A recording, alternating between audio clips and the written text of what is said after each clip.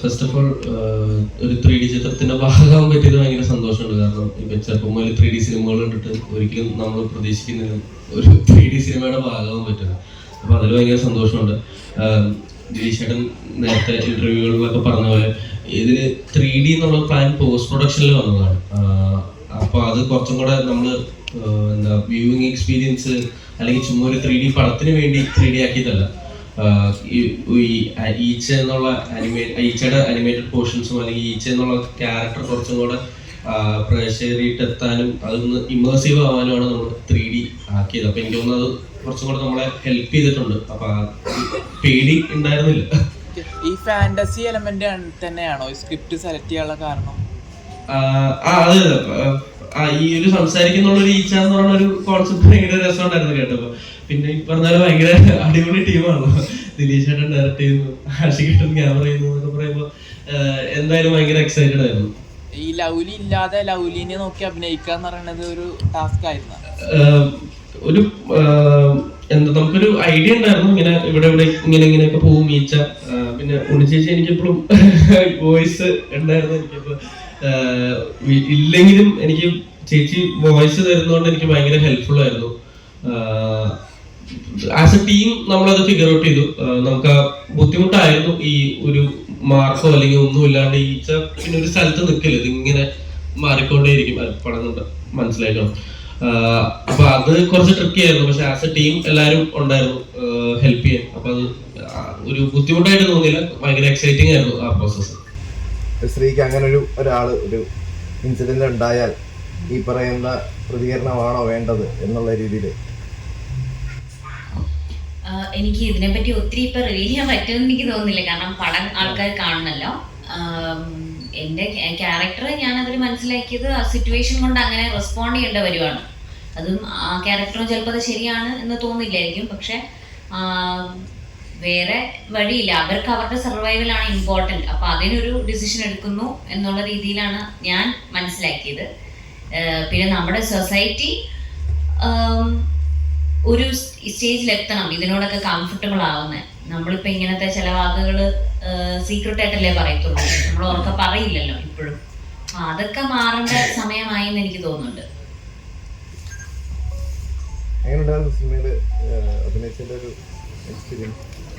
So ഇവരൊക്കെ പറഞ്ഞ പോലെ തന്നെ ചെറുപ്പം തൊട്ടേ ഞാൻ ഒത്തിരി ആനിമേറ്റഡ് പടങ്ങൾ കാണുന്ന ഒരാളാണ്. ഞാൻ തിയേറ്ററിൽ തന്നെ പോയി കാണുമായിരുന്നു. പിന്നെ മറ്റേ നമ്മുടെ VCR അങ്ങനെ ഒത്തിരി ആനിമേറ്റഡ് പടങ്ങൾ ഞാൻ ഇപ്പോഴും കാണുന്ന ഒരാളാണ്. അപ്പോൾ അതുകൊണ്ട് തന്നെ ലവ്ലിയിലേക്ക് എന്നെ ഓഡിഷൻ വിളിച്ചപ്പോൾ ഞാൻ ഭയങ്കര ഹാപ്പി ആയിരുന്നു. പിന്നെ ദിലീഷ് ചേട്ടൻ്റെ ഇതിന് മുന്നേ ഉള്ള തമാർപ്പട എന്ന് പറഞ്ഞ പടം എനിക്ക് ഭയങ്കര ഇഷ്ടമുള്ളൊരു പടമാണ്. അപ്പം അങ്ങനെ മൊത്തത്തിൽ ഞാൻ എക്സൈറ്റഡ് ആയിരുന്നു അന്ന് അതിൻ്റെ സ്റ്റോറി പറഞ്ഞപ്പോഴൊക്കെ. വർക്ക് ചെയ്യാനും അടിപൊളിയായിരുന്നു. ഐ മീൻ നമുക്ക് ഇങ്ങനെ മിലിത്താണ് കാസ്റ്റിംഗ് ഡയറക്ടർ. അപ്പോൾ നമ്മൾ കുറച്ച് സീൻസൊക്കെ ഇങ്ങനെ ഇംപ്രവൈസ് ചെയ്ത് നോക്കുമായിരുന്നു. കൂടെ അഭിനയിച്ച ആക്ടേഴ്സും എല്ലാവരും ഭയങ്കര ലൈവായിട്ട് നിൽക്കുന്നവരാണ്. അപ്പോൾ നമുക്ക് ഒത്തിരി പോസിബിലിറ്റി ഉണ്ടായിരുന്നു അഭിനയിക്കുമ്പോൾ. അങ്ങനെ പിന്നെ ആഷികേട്ടനുണ്ട്, മാത്യു ഉണ്ട്, ടീമുണ്ട്, പിന്നെ നമ്മുടെ ജെൻസി ബോയ്സ് ഉണ്ട്. അപ്പോൾ എല്ലാവരും ഭയങ്കര അടിപൊളിയായിരുന്നു. നല്ല സൂപ്പർ എക്സ്പീരിയൻസ് ആയിരുന്നു. ഇതിന്റെ ഒരു കിളി മാറുന്ന ഒരു പെർഫോമൻസ് കാണാം. കിളി പോയ ഒരു ക്യാപ്ചർ ഒരു ട്രാൻസ് മോഡ് അങ്ങനത്തെ ഒരു സോഷ്യൽ മീഡിയ ഉണ്ടായിരുന്നു. അങ്ങനെ കണ്ടിരുന്നു? അങ്ങനെ ഞാൻ കണ്ടില്ല. അങ്ങനെ കിളി പോയ ഒരു ക്യാരക്ടറല്ല, കുറച്ച് ഡ്രീമി ആയിട്ടുള്ളൊരു കുറച്ച് സ്വപ്നങ്ങളൊക്കെ കണ്ട് കുറച്ച് എന്താ പറയാ ഒരു കുറച്ച് ലോസ്റ്റ് ആവും. പക്ഷെ നല്ലൊരു ഡ്രീമി ബോയ് ആണ് ബോണി. അങ്ങനെ കിളി പോയി നടക്കുന്നതായിട്ട് തോന്നുന്നില്ല എനിക്ക്. ഡയറക്ടറാണ് ഇപ്പൊ ഒരു കേസിന്റെ ആസ്പദമായിട്ട് വരുന്ന സംഭവമാണത്. ആ കേസിന്റെ ആയിട്ടുള്ള ആ ഒരു സംഭവം അതല്ലാതെ മറ്റൊരു കേസാണെങ്കിൽ അത് കുറച്ചുകൂടി കുട്ടികൾക്കൊക്കെ കുറച്ചുകൂടി കണക്റ്റ് ആവും എന്ന് എനിക്ക് തോന്നി. അപ്പൊ അതെന്തുകൊണ്ടാണ് ഈ ഒരു കാര്യം തന്നെ എടുക്കാൻ കാരണം? ഇതിന് ഒരു ഇപ്പം നമ്മൾ പറയുന്ന എന്തെങ്കിലും ഒരു ഒറ്റൊരു കേസാണെന്ന് ഇതിൻ്റെ ഒരു സോഷ്യൽ റിലവൻസിനെ കുറിച്ച് നമുക്ക് പറയാൻ പറ്റില്ല. അതിനൊരു സബ് ടെസ്റ്റ് തന്നെയാണല്ലോ. അപ്പോൾ ആ സബ് ടെസ്റ്റിലേക്ക് പോകുമ്പോൾ ഇത്തരം വിഷയങ്ങളിൽ മാത്രം ഇതൊരു വളരെ ചെറിയ കുട്ടികൾക്ക് വേണ്ടി ഡിസൈൻ ചെയ്തൊരു പടമല്ല. ഇതൊരു 13+ വരുന്ന കുട്ടികൾക്ക് വേണ്ടിയിട്ടുള്ള അല്ലെങ്കിൽ ആളുകൾക്ക് വേണ്ടിയിട്ടുള്ള ഒരു പടമാണ്. അല്ലാതെ ഇതൊരു നമ്മളൊരു പൂർണ്ണമായ കുട്ടികളുടെ ചിത്രമെന്ന അവകാശവാദമില്ല. അപ്പം ഇത്തരത്തിലുള്ള കണ്ടന്റുകളും കാര്യങ്ങളും പറയുന്നത് സമൂഹത്തിന് അതിൻ്റേതായിട്ടുള്ളൊരു റിഫ്ലക്ഷൻ ഉണ്ടാക്കാൻ സാധിക്കും. ഇപ്പം ഇതിന് പകരം നമുക്ക് മറ്റെന്തെങ്കിലും ഒരു എലമെന്റ് വെച്ച് ഒരു കേസിലകത്ത് പോയി എന്ന് വേണമെങ്കിൽ പറയാം. പക്ഷേ അതിൻ്റെ മറ്റുള്ള സബ് പ്ലോട്ടുകൾക്ക് കുറച്ചും കൂടി ഹെൽപ്ഫുൾ ആയാൽ മാത്രമേ ഇത്തരത്തിലുള്ള സാധനത്തിലേക്ക് വരൂ. നമ്മളിതിനെ ഒരു ആനിമേറ്റഡ് ക്യാരക്ടറിനെ ആളുകൾ വിചാരിക്കുന്നത് ഇതൊരു കുട്ടികൾക്ക് വേണ്ടി മാത്രമുള്ള ഒരു ഏരിയ ആണെന്നൊരു ധാരണ, ഒരു പൊതുധാരണയുണ്ട്. അതല്ല, അഡൽട്ട് ആയിട്ടുള്ള ആളുകൾക്കും ഇതിനെ നമുക്ക് സ്വീകരിക്കാൻ പറ്റുമ്പോൾ അത്തരത്തിലുള്ള കണ്ടന്റുകൾ അവരിലേക്ക് വരണം. അല്ലാതെ നമ്മളൊരു പൂർണ്ണമായ ഒരു ഫാന്റസി സിനിമയായിട്ട് അതിനെ വെച്ചാൽ അത് അങ്ങനെ ഇരിക്കും. അത് അങ്ങനെ ഒരു സിനിമയല്ല ഇതിന്റെ ഒരു ബേസ് ഐഡിയ. അപ്പം അതുകൊണ്ടാണ് അത്തരത്തിലുള്ള ഒരു കണ്ടന്റിലേക്ക് പോയത്. ഇന്ന് തന്നെ 2 ചിത്രങ്ങൾ വേറെ ഇറങ്ങുന്നുണ്ട്, തമിഴിൽ ഇറങ്ങുന്നുണ്ട്, മലയാളത്തിൽ ഇറങ്ങുന്നുണ്ട് ചിത്രങ്ങൾ. ഈ ചിത്രം 3D എന്നതല്ലാതെ പ്രേക്ഷകരിൽ ആകർഷിക്കുന്ന മെയിൻ ഒരു എലിമെന്റ് എന്തായിരിക്കും? പ്രേക്ഷകർ കണ്ടിരിക്കണം എന്ന് പറഞ്ഞാൽ ഒരു നമ്മൾ സാധാരണ കാണുന്ന കഥകളിൽ ഒരു boy meet girl, girl meet boy തുടങ്ങിയ കഥകളാണ് കാണുന്നത്. ഇതൊരു ബോയ് മീറ്റ് ഫ്ലൈ എന്ന് പറയുന്ന ഒരു പുതിയൊരു എലമെന്റ് ഉണ്ട്. അപ്പം അതെന്തായാലും ഒരു പുതിയതായിരിക്കും എന്ന് തോന്നുന്നു. അപ്പം അതുകൊണ്ട് കാണാം.